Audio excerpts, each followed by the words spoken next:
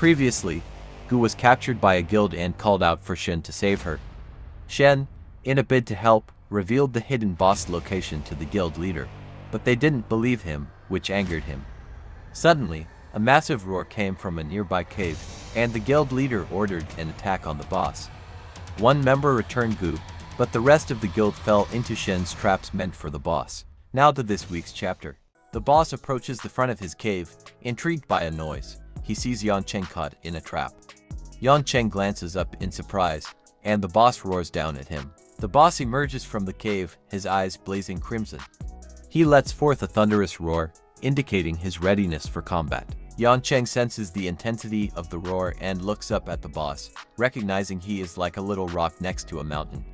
Overwhelmed by the beast's huge size, he wonders what it is and whether it is really real. Just then, a member of Yan Cheng's guild screams, having used his weak spot skill. Trembling with terror, he informs them that the creature in front of them is level 20 and wonders what they should do. He looks back, frustrated, and says that he is here, asking why he is panicking as he breaks the chains that are keeping him down. Yan Cheng frowns at the boss, clearly frustrated. He recalls that he possesses a secret warrior skill known as the Berserker Giant, which he only acquired with money from his father's business. He recognizes that losing may harm his father's business, which adds to his concern. Yan Cheng, realizing he has no other option, activates his skill. His body begins to expand and his shirt shreds as the change begins. Yan Cheng becomes larger and larger until he is about the same size as the boss. The boss observes the transformation calmly, knowing there is nothing to worry about. Shen scans the boss, and the system reveals Yan Cheng's current skill, Berserker Giant, which momentarily increases strength by 130% and attack power by 150%. However, it also indicates that defense points rise by 30, but speed decreases by 100%. The skill has a huge execution impact, which increases strength and lasts 30 seconds. He grins, his skill still active with his right hand, and comments in surprise, understanding that he has never seen such a skill before and had no idea it was in the game. As the dust settles, his transformation is complete, and Yan Cheng and the boss exchange glances, both attempting not to reveal any signs of weakness.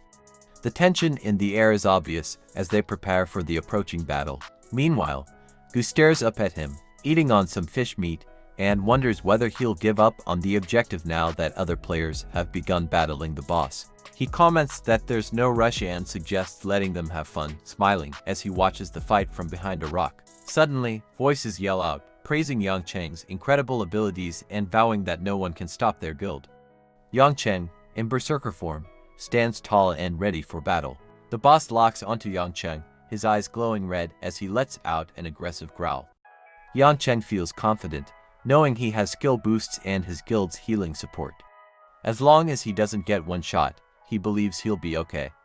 They both glare at each other, ready to see who will make the first move. But just then, the boss unleashed his skill, appearing in front of Yan Cheng and attacking so rapidly that he had no time to respond, completely catching him off guard.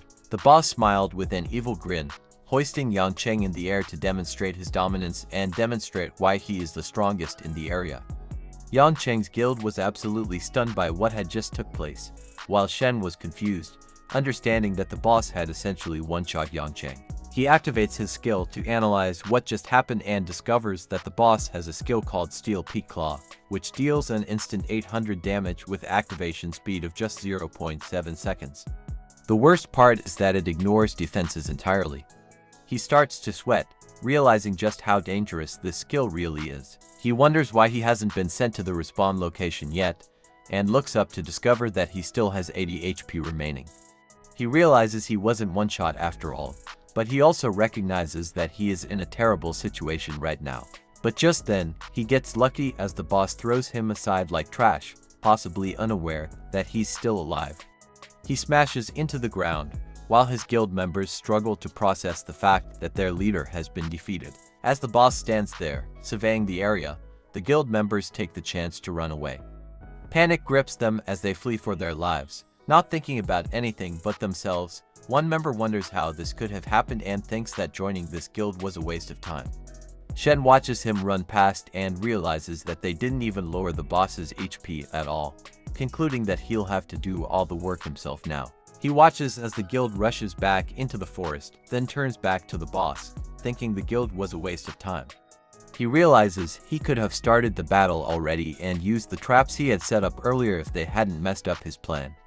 Now, he understands he'll have to figure out a way to handle this on his own. The boss, realizing what's happening, goes on the offensive and lets out a massive roar as he activates a skill. Suddenly, a horde of beasts under his command rushes in, ready for battle. The ground shakes as they charge forward, signaling that the fight is just beginning. The beasts start hunting down the players who had run away. One of them spots the creatures and screams for everyone to run faster as the beasts chase after them, filling the air with their growls. Panic spreads as the players try to escape, but just then, a lady in the party wonders why they are fleeing level to beasts, suggesting that they should just defeat them and save the guild leader. Another member screams at her, claiming there are too many to manage and that their guild master has already been taken down. He advises her to start running right away, but she doesn't want to leave him behind. As she thinks about her feelings for him, she wrestles with the idea of trying to save him all by herself, even though it's risky. But suddenly, a member grabs her and forces her to run with him, shouting that there's no point in trying to save him. He insists that he'll soon return to the respawn point, and they can apologize for leaving him behind later. As the beasts close in, she feels a deep heartache for having to abandon him. He knows this isn't the right thing to do and mutters an apology through gritted teeth as he runs. He takes one last glance back to see if the boss is chasing them, but stops short when he sees Shen walking toward the boss. Confused, he wonders what's wrong with Shen and why he would approach the boss instead of running away. Shen casually walks up to the boss while Yan Cheng lies on the ground. He notes that the boss is clever in taking advantage of his traps he set up and used them to capture the other players, pointing out that those traps were originally intended for him. He continues, looking up with his eyes glowing with confidence, declaring that the boss's next opponent will be him. As he laid on the ground doing his best to appear beaten, he began to sweat as he felt that Shen was a fool for trying to battle the boss alone and that it is better for him to stay here and wait for everything to settle down before he decided to go. Hearing Shen's challenge, the boss shifts his focus to him. Shen stands there, exuding confidence, which the boss notices before letting out another roar. Suddenly, more beasts arrive, ready for battle, with one already in the air poised to attack. Shen just smiles, remaining calm in the face of the impending threat. He lifts his hand to trigger something, saying there's nothing to worry about because they're just young wolves. He puts on his mask, which conceals his face, and declares that they are irrelevant to him since he is a powerful tiger. White energy begins to encircle him, enhancing his appearance. The mask skill activates, and a massive white energy tiger emerges, letting out a tremendous roar that sends shockwaves in every direction. The roar slams into the beasts, sending them flying back in pain while he stands still, understanding that this skill instills fear and intimidation. The beasts land in front of the boss, defeated from the attack. The boss looks down, confused by what just happened, struggling to understand how a shockwave could have caused so much damage. He looks back, furious that so many of his underlings have been defeated, and realizes that Shen is the cause of it all. But Shen, attempting to take advantage of the fact that the boss is concentrated on something else, begins his attack by firing 2 arrows at the boss. One arrow is headed straight for the boss with no room to dodge, but he simply smiles and remains calm, knowing that Shen's attack is nothing to worry about. He effortlessly dodges the first arrow by stepping back and then sidesteps to the right to avoid the second. With an evil grin, he mocks Shen for his slow attacks before dashing forward to close the distance. He grits his teeth, realizing he has a big problem. He thinks that his accuracy stat isn't high enough to handle the boss's speed, and if he can't find a way to keep the boss from moving around, he knows he will lose this battle. The boss moves in for its attack, claws glowing purple and eyes locked on Shen. Shen realizes he has no way to slow the boss down, but thinks he might have a solution. He jumps forward, determined, stating that he has to go all out if he wants to win this gamble. Just before their strikes collide, the system announces that the boss made use of the skill Steel Peak Claw. As their assaults collide, evidence of their furious combat appear around them, highlighting the intensity of the fight. As Gu witnesses the outcome of the battle, it becomes clear who has won. Concerned for Shen, she screams out as she sees the boss's attack land, leaving Shen suspended in the air like their guild leader. Just then, the system announces that his shield is now at 0, and he has lost 500 HP, leaving him with 2570. The boss smiles with an evil grin, laughing to himself and thinking that Shen is nothing compared to him, just like the guild leader. He feels that this fight has been too easy.